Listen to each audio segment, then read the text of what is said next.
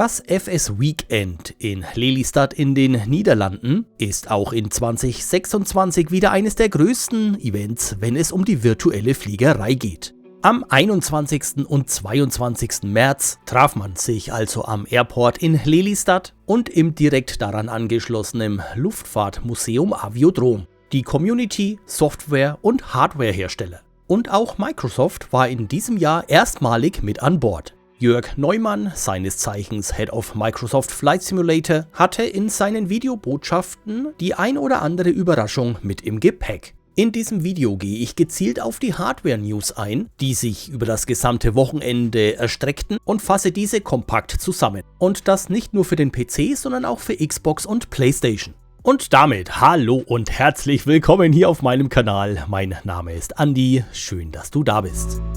Eines vorweg, wie eben schon mal erwähnt und um Missverständnisse auszuräumen. In diesem Video geht es ausschließlich um Hardware-Informationen. Lediglich zu Beginn gehe ich auf ein, zwei Punkte von Microsoft ein, die auch softwareseitig überraschend angekündigt wurden. Das Thema Software wurde selbstverständlich auch sehr umfangreich an diesem Wochenende behandelt. Insofern ihr euch über diese Themen separat informieren möchtet oder in diesem Video hier irgendetwas vermissen solltet, ich verlinke euch die Homepage zum FS Weekend sowie alle relevanten weiteren Quellen hier unter diesem Video in der Videobeschreibung. Ich selbst war nicht persönlich vor Ort, habe über das gesamte Wochenende die offiziellen Livestreams aber konzentriert verfolgt und mich auch in der Folgewoche mit vielen Berichten zum Thema Hardware beschäftigt. So, it is with great honor that we have Microsoft here at Lelystad for the first time here at FS Weekend 2026. Den Auftakt machte Microsoft und Jörg Neumann war mit Videobotschaften zugeschaltet.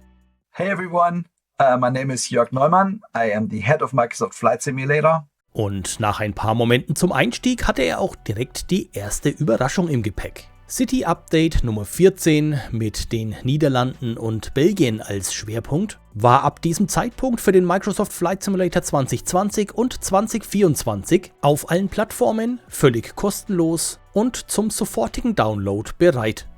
Und nicht nur das, denn in diesem Zuge wurde auch die nächste Local Legend, die Nummer 23, angekündigt, und zwar die Fokker F-27 Friendship, die ebenfalls ab sofort zur Verfügung steht und kostenpflichtig am InSim-Marktplatz zu finden ist.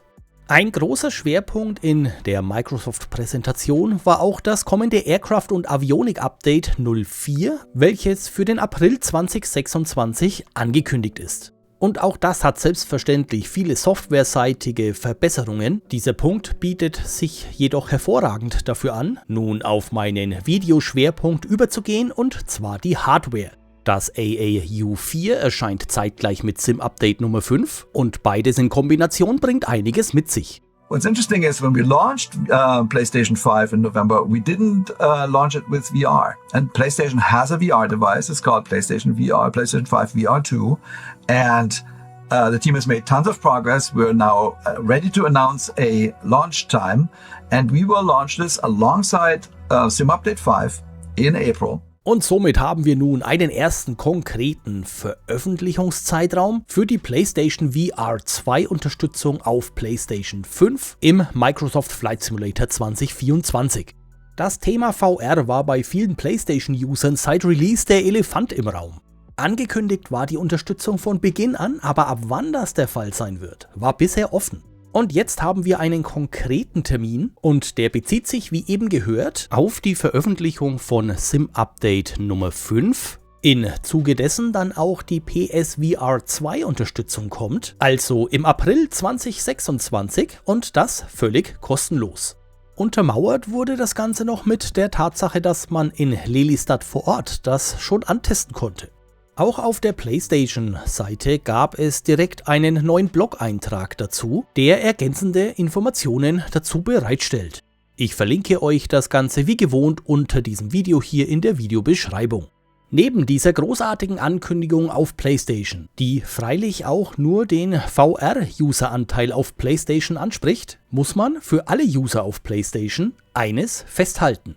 Wer zum FS Weekend berechtigterweise meiner Meinung nach die Hoffnung hatte auf die Ankündigung bzw. das baldige Erscheinen von Zusatzhardware für PlayStation 5, also Peripherie im Sinne von Flightstick, Rudder Pedals, Yoke und so weiter, wurde leider bitter enttäuscht. Denn, und da mache ich es kurz, da gab es einfach nichts. Hier ist also weiterhin Geduld gefragt und ich kann mich da auch nur wiederholen. Zum Start auf Xbox, seinerzeit im Microsoft Flight Simulator 2020, gab es ein sehr ähnliches Bild und heute gibt es eine tolle Auswahl an Peripherie. Und somit gehen wir direkt auf Xbox über, denn auch hier gab es hardwareseitig Neuigkeiten. Erst kürzlich habe ich hier auf meinem Kanal den Echo Aviation Controller von Honeycomb für den PC und Mac vorgestellt. Und genau dieser wird in Kürze, einen genauen Termin dafür gibt es noch nicht, auch für Xbox erhältlich sein. Wer Interesse daran hat, kann sich in der Zwischenzeit gerne mein Video zur Version für Windows bzw. Mac ansehen. Den Link dazu packe ich euch unten in die Videobeschreibung und hier jetzt nach rechts oben. Eine weitere Ankündigung für Xbox kam vom Hersteller Meridian GMT. Der am Markt relativ neue Hersteller mit einem in der Branche altbekanntem an der Führungsspitze möchte in 2026 erstmalig mit seinen Produkten in die Auslieferung gehen. Ob das auch für diesen Controller hier zutreffen wird, wird die Zeit zeigen. Dieser soll dann aber auch für Xbox kompatibel sein. Auch einen Controller mit einer Helikopterkonfiguration soll es dann geben und preislich soll das Ganze bei ca. 150 € liegen. Erstmalig angekündigt wurden die Controller bereits vor über einem Jahr. Man sollte hier also auch nicht zu euphorisch an die Sache herangehen und abwarten, was die Zeit bringt. Auch für den PC wurde von Meridian GMT Hardware gezeigt. Im Übrigen folgt jetzt im weiteren Verlauf dieses Videos nur noch ausschließlich Hardware, die im ersten Step, ich sage bewusst im ersten Step, ausschließlich für den PC angekündigt wurde. Selbstverständlich ist nicht auszuschließen, dass diese Hardware auch irgendwann oder eventuell sogar zeitgleich auf Konsole kommt. Meridian GMT setzt auf ein paar interessante Features. Das sogenannte moduläre System lässt sich individuell anpassen. Ein weiterer Ansatz nennt sich Quantum Leap. Dahinter verbirgt sich, dass man die seit Jahren bewährten Hall-Effekt-Sensoren auf eine sogenannte Tunnelmagnetowiderstandstechnologie, kurz TMR, umstellt. Dadurch entsteht laut dem Hersteller ein stabileres und reproduzierbareres Signal, was eine präzisere Steuerung zur Folge hat. Auch spannend das Ambient Light. Gut, das ist jetzt nicht völlig neu, aber in direkter Kombination mit Yoke und Throttle dann irgendwie doch. Man kann sich durchaus vorstellen, dass die Darstellung von Rollwegbeleuchtung beispielsweise zusätzliche Immersion schafft und ein Sonnenaufgang mit zusätzlicher Lichtunterstützung noch spektakulärer wirkt. Vieles beim Auftritt von Meridian GMT wirkte auf mich persönlich einfach ein Stückchen weitergedacht und es waren viele innovative Gedanken dabei. Das ein oder andere ist jedoch jetzt schon seit über einem Jahr angekündigt und es bleibt definitiv abzuwarten und es ist Geduld gefragt, wie sich das Ganze entwickelt. Die bisher kommunizierten Hardwarepreise können sich auf jeden Fall sehen lassen und sind absolut konkurrenzfähig. Insgesamt ein gelungener Auftritt, den Worten müssen allerdings noch Taten folgen, was jetzt in 2026 der Fall sein soll und auch für den weiteren Verlauf, beispielsweise wie hier gezeigt für 2027, gab es erste Einblicke. Weiter geht es mit dem nächsten Hardware-Hersteller, der auch am Samstag auf der Bühne stand. Ladies and gentlemen, please welcome to the stage Wind Control. Wind Control, die bis vor kurzem noch besser bekannt waren unter dem Namen WinWing, war auch in diesem Jahr wieder am FS Weekend vertreten. Erneut wurde die bereits bekannte Cyber Taurus-Reihe, die auf Force Feedback setzt, gezeigt. Sowohl die verschieden starken Basen für verschiedene Sticks, als auch die verschiedenen Pedals, die jedoch seit der ersten Vorstellung nochmals nachgearbeitet wurden und jetzt stärker sind bei gleichbleibendem Preis. Es wurde angekündigt, dass Cyber Taurus bereits Anfang April vorbestellbar sein wird und Ende April in die Auslieferung geht. Bereits bekannt ist, dass es innerhalb der Produktfamilie auch ein Force Feedback Yoke geben wird. Weitere neue Details folgen dazu allerdings dann erst auf der Flight Sim Expo im Juni. Der weitere Verlauf in diesem Jahr sieht vor, dass im April das TCA S32 Panel kommen soll, im Mai dann das RMP 32 Radio Panel und der NWS 32 Tiller, im August dann gefolgt von dem ACP 32 Panel. Darüber hinaus wurde ein riesenhaftes Airbus Overhead Panel angekündigt, das OVHD 32 SOP. Das Ganze soll dabei True to Scale sein, bedeutet also Originalgröße haben, genaue Maße gibt's leider noch nicht. Spannend wird auch sein, mit welcher Lösung man sich das über den Schädel klemmt. Ideal wäre beispielsweise ein VESA-Mount auf der Rückseite des Ganzen. Ihr wisst schon, das ist der internationale Standard zur Befestigung von Großbildschirmen, Monitoren und so weiter. Denn hier gibt es eine Vielzahl von Halterungen und da sehe ich heute schon den ein oder anderen vor sich hin basteln. Wenn dann auch noch der hier angezeigte Preis gehalten werden kann, dann Hut ab. Darüber hinaus wurden dann noch weitere Hardware-Komponenten gezeigt, teils mit und teils ohne Preis und auch ohne Datum, ab wann das Ganze denn erhältlich sein wird. Festzuhalten ist, WinControl geht seinen Weg konsequent weiter und macht in Richtung Konkurrenz, nicht zuletzt durch die sehr attraktiven Preispunkte, eine klare Ansage und positioniert sich weiter am Markt. Seit Jahren eine feste Größe am Markt, zumindest im Sim-Racing-Bereich, ist Moza. Together for Moza Simulations.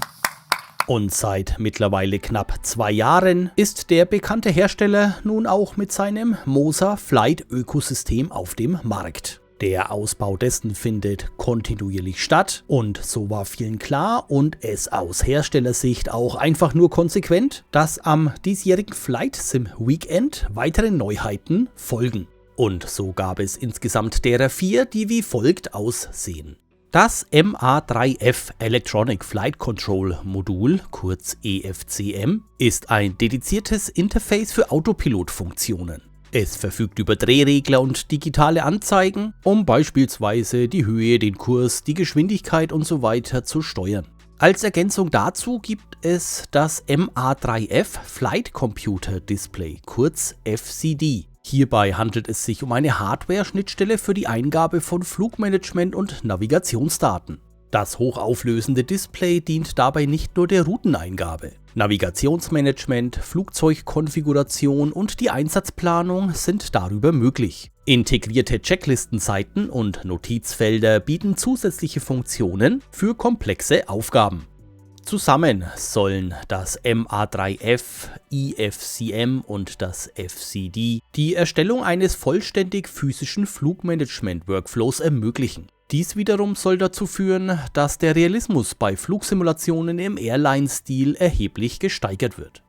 Als nächstes haben wir dann das MGX 1000 Instrumentenpanel. Dieses bringt das moderne Avionik-Erlebnis eines Glascockpits in die Flugsimulation. Mit einem 10,4 Zoll IPS-Display, physischen Drehreglern und einem Layout, das modernen digitalen Instrumententafeln nachempfunden ist, ermöglicht das MGX 1000 die Interaktion mit den Fluginstrumenten über spezielle Hardware statt über Bildschirmsteuerungen. Besonders erwähnt wird, dass das Panel über eine Plug-and-Play-USB-Display-Schnittstelle angeschlossen wird. Es benötigt somit keine zusätzlichen Grafikausgänge. Außerdem wird es möglich sein, mehrere Panels zu kombinieren. Das FMP18 Panel-System ist die 4. Neuheit und erweitert das Moza-Ökosystem auf den Bereich der Kampfflugsimulation mit einer modularen Cockpit-Bedienoberfläche, die von modernen taktischen Flugzeuglayouts inspiriert ist. Hintergrundbeleuchtete Tasten, Drehgeber und Kippschalter, außerdem anpassbare Befestigungsoptionen und modulare Panel-Layouts. Beste Voraussetzungen also, um zu Hause ein immersives Simulator-Cockpit im Kampfjet-Stil aufzubauen. Neben der offiziell neu angekündigten Hardware war beispielsweise auch ein neues Yoke für die AY210 Force Feedback Yoke Base erstmalig in Aktion zu sehen.